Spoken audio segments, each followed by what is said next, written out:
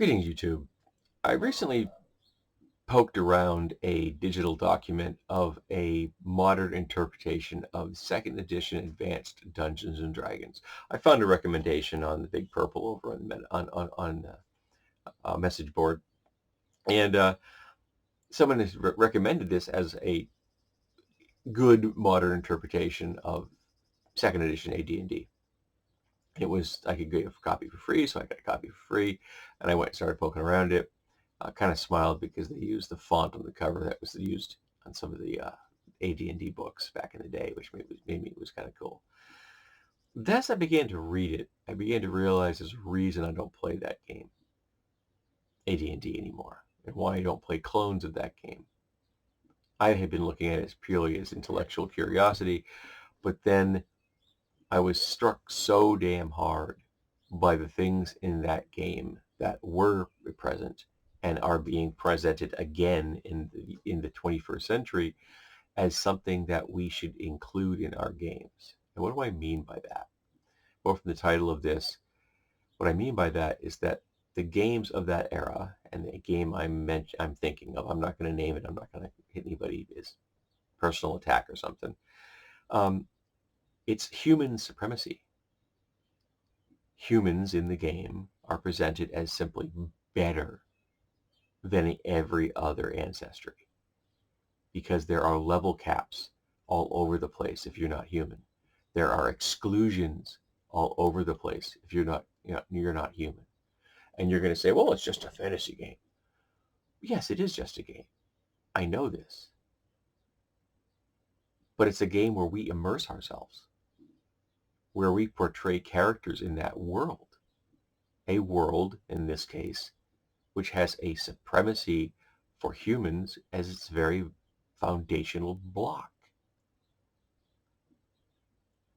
If you are a human, you have unlimited advancement in every single class. Whereas there are species that have absolute exclusion. You simply cannot be a mage if you're a dwarf. And absurdly, only humans and half-elves can be bards. What? You're telling me that no other species has a history of storytelling or acting or music? None of them. And you can only be a druid if you're a human or a half-elf.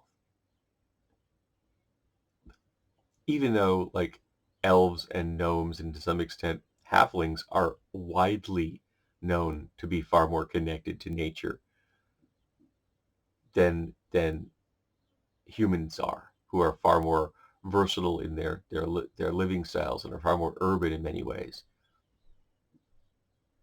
Elves live in trees, and yet they can't be druids? Yes, you're going to say that druids in the real world are a religion practiced by humans. Newsflash, we only have humans. All right, so that isn't much of a defense. And we admit that in a fantasy setting where there are fighters and there were warriors and are warriors in the real world who are human, we accept that there are non-human warriors in fantasy games. We accept that there are non-human rogues in fantasy games, non-human clerics in fantasy games. They have level caps on that as well. It's absurd. You can only be a ranger if you're a human or a half-elf. So there's no elven rangers. So that whole Tolkien thing, we're just taking that and just, even though it was one of the inspirations for the entire hobby. Why is it that a species that can live for 1,000 years isn't the best wizards there are? Who could have the time to hone their craft better than a 700-year-old elf?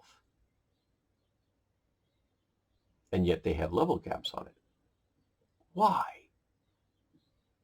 And you're going to say, well, it's all balanced because all these species, they get extra things that humans don't. It's not worth it. A 20th level wizard can warp the fabric of reality. That is not compensated because you've got infravision and a bonus to a stat, and you're really good at, sneaking through forests, even though you can't be a druid. Um, so yeah, no, they don't balance out. And particularly under the second AD&D style of a game, where bonuses are far few and far between. I mean, this is a setting that says that a strength of 8 and a strength of 16 are the same. Yeah, it says that in the rules, that someone who has an 8 strength and a guy over there who has a 16 strength, twice as much muscle mass as the guy with the 8, have the same impact when it comes to combat, and yet that pun was intentional. Just absurd, flat out. But it's deeply bigoted, the way this game is presented. And why do people crave this? Why are there people flocking to a game that says humans are better than everybody else?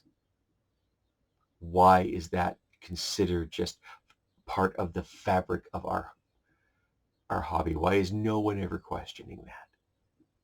Why is it just accepted? There are modern game systems and settings that are far more equitable, that present a world that is real, in the sense that everyone can be everything, that if one group can do it, another can do it. But you'd rather play a game that says humans are better than everybody else. I can't put this any other way other than to say I think that's really damn ugly. And I question anybody that wants to play a game that says humans are better, because I can't shake the comparison to the real world, where there are people who say there's one group is better than another group, and that other group shouldn't have any rights, should have limitations placed upon them that I don't have to live with. Yeah, it's ugly in the real world, and there are people who are fighting and dying to change it. And then we have people sitting around a table playing a game, emulating that same ugly narrative, and doing so without question. It's gross, in my opinion, and I don't understand it. And I'd love if somebody could explain it to me.